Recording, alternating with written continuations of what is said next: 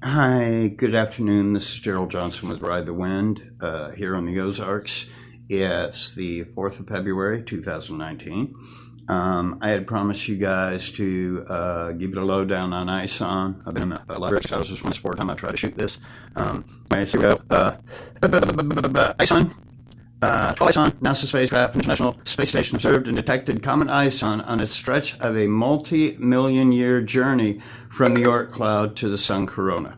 Okay, just prior to its closest approach, and these are called Stargazers. Okay, comet ISON went through a major heating event and was torn to pieces. What remained of comet ISON appeared to brighten and spread out, then fade. Then comes comets close to the sun and disrupts the appearance disappear before, like Lovejoy and Elinin, which is one I'm not thinking was destroyed. Okay, the reason I'm tying into this, okay, if you go to look at the NASA pictures, they have it as one asteroid. It is not. There's a guy who put a filter on it, I'm not sure who, some scientist, and there's three parts to it. It's an equal, less than or equal sign, okay? And the white lines that connect the three dots are the debris field that's contained within this system. And make no doubt, it is part of the Nibiru system. It's referred to as Nibiru ISON, okay? So, number one, you got NASA putting out pictures that were a total deception, telling us not to worry about this thing. Like what they do that 2 years ago when they kind of mentioned we've got a big star coming by, but it's not going to be any big deal. So anyway, know that that's out there. Try and stay away from the NASA websites. I'm going to give you a few. But I want to let you know who discovered it. It was some Russian actual amateur astronomers, Vitaly Nevsky and Artyom Novichonok. Discovered the comet in International Space Optical Network, ISON, 0.4 meter telescope in Kislovodsk, Russia. Okay? Now, here's what's weird. The most exciting aspect of the new comet concerns its planetary orbit, which bears a striking resemblance to that of the Great Comet of 1680. That's Space.com skywatching columnist Joe Rayo, and he's got citations there for you. But that's after they say it disappeared. Okay, that comes from. So that's kind of peculiar too. Now, I want to go into when I first got shots of the ISON system in the sunset about 3 years ago. Again, it was a lesser equal sign deal. I ran into a video the next day, which always happened to me. I'd take a picture, I'd hit a video, and it would explain what I had the next day. And this was like every day it would click like this, you know? And it kept me from going insane also, you know? But so I get this military video, which is labeled ISON military plans. You know, and for all I know, and it really seemed like a military video telling when soldiers were to report that they weren't going to have a certain leave when this happens, the shipment of many supplies to this Sector 3, which I think there's 13 in the United States, which is weird. That goes back to the UN and how they want to control us. So anyway, the kids were supposed to be sent home with rations. That police stations were going to get a military upgrade, i.e., riot gear, i.e., 50 cal, etc. upgrades. So, anyway, so it explains all this, and it also explained that Social Security workers will need to be trained with a handgun and have them up and going. That would have been August before last. Well, I think that's a little while after I got up here, but I had to go to the Social Security office, and yes, they're packing, you know. So basically everything stated in this has come true. But anyway, the Army whistleblowers, I mean, they're godsends if they could put themselves out there. You know, they really are. So here's a little parenthetical evidence for you. Is Comet ISON a UFO? Hubble scientists do reality check. That's NBC News, okay? You can also go to space.com and you can see my ISON story, okay? That'll be at space.com. Now, the last thing I want to talk to you before I kind of move on is comet may be more than an ordinary comet. It's being compared to crop circles at a tetrahedron with a tetrahedron within a sphere, an egg-shaped UFO or triangular. That comes from crop circle connectors. Okay, that's symbols. Now, if you go into ISON symbols, there they are again, badges, everything else, NASA, okay? And again, this has all been in our face our whole lives. The Nibiru symbols, the ISON symbols now I'm seeing, the black cross that the Nazis had, also same thing. And it just goes deep. But here we did is we missed all these symbols our whole lives, you know, and that's kind of depressing. But I want to open it up to, you know, I've got research that people have sent me. There's one person on top of the list that I need to follow up with after I get this mecha deal done. And I'm going to start working on those because they pertain directly to what I'm talking about. I'm sorry I haven't got to it sooner, but I'm just trying to put certain things to bed here, you know. I wanted to talk about quantum pixels. And I've mentioned that a lot to comments I've made to people or sent videos to. That the sky is morphing in pixelation, okay? We'll understand this. There's quantum pixels that are controlled by quantum resonance, which again is your 576 D-wave, okay? And the frequencies there that lie within.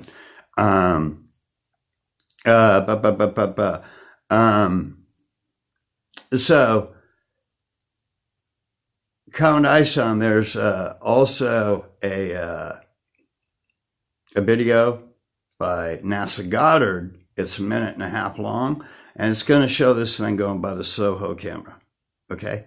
Big white thing goes flying by. Now, I've seen people show them the Soho, the core, etc., and I've seen this thing flying by.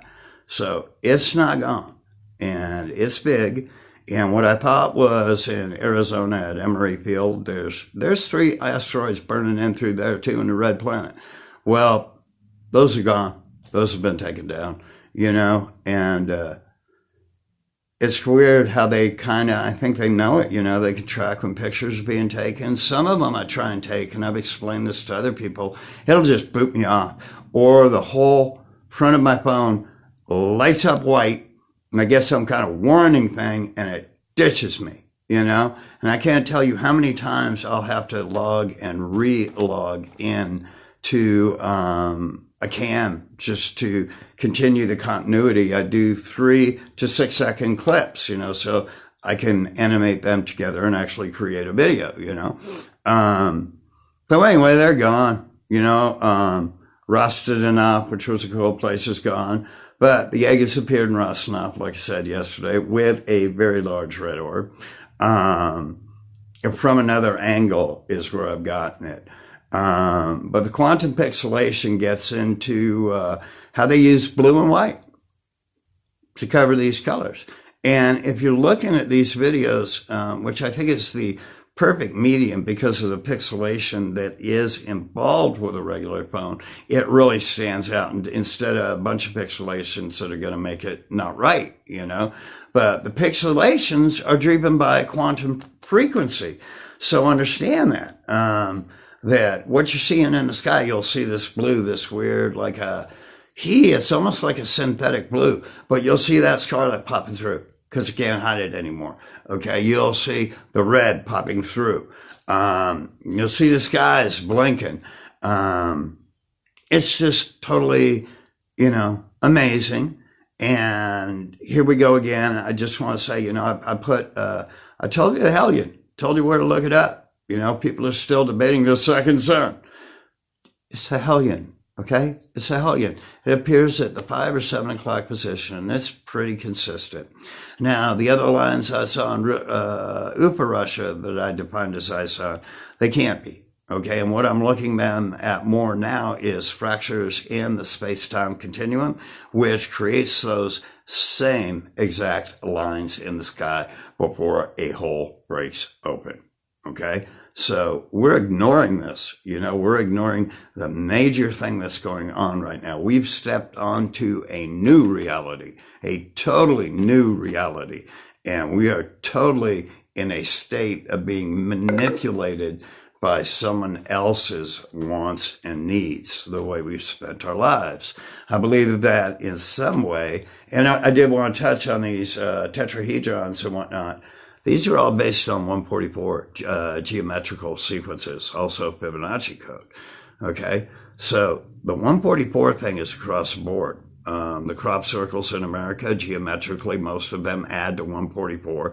That thing that appeared on the top of Saturn, okay, out of nowhere, probably done with frequency, is 144, okay? So Fibonacci code, and it works out multiples, okay, depending on what strength or what frequency they're needing, okay? And again, I think we can ultimately use these frequencies to protect ourselves. And I think there's some kind of code that lies that is a message that may be the key on how to make it through this ascension process.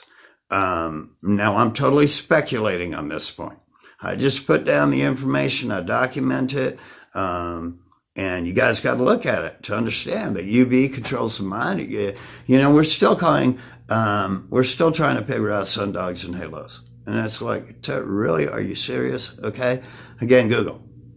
Sun halos, Einstein rings. You're going to get about 100 pictures. Okay. You're going to get 100 pictures of Einstein rings. Now, they're created because every door in the world is being opened up right now with different frequencies. Okay. The guys coming in and out of the sun. I didn't really want to pay attention to this, but I got videos of these little white guys just zipping out of the sun so fast I can't catch them. Now, they're passing through a Stargate. Now, the thing to create this is EBC, the 576 resonance that already is going right now.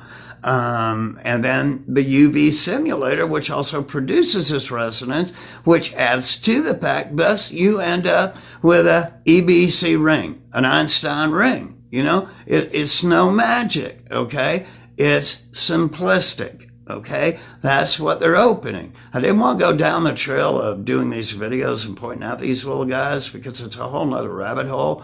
But, maybe I need to prove a point. Make no mistake, those are openings in the dimension that occur around a UV sun, which has already been documented in previous videos that it does control Higgs boson, and it also controls the mind. And it also controls just the effects of the 576 frequency. So it has a lot of strengths. But I wanted to get that out to you guys, and hopefully we can all get on the same page pretty quick. I do want to say thank you for the comments that you gave me over the weekend.